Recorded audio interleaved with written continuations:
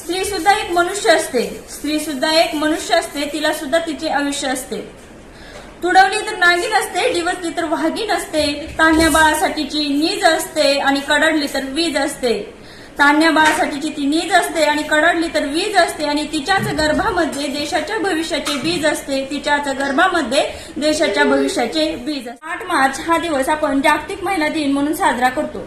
8 मार्च 1908 मध्ये अमेरिकेतील न्यूयॉर्क या शहरामध्ये एका कापड कारखान्यामध्ये काम करणाऱ्या स्त्रियांनी काम जास्त आणि मजुरी कमी याच्यामुळं एक लढा, सामूहिक लढा जो आहे तो पुकारला होता. आणि हा लढा जो आहे, हा संघर्ष होता तो महिलांनी महिलांच्या अधिकारासाठी केलेला पहिला संघर्ष होता, पुकारलेला पहिला लढा होता. म्हणून हा दिवस जो आहे तो 8 मार्च दिवस जागतिक महिला दिन म्हणून साजरा केला जातो.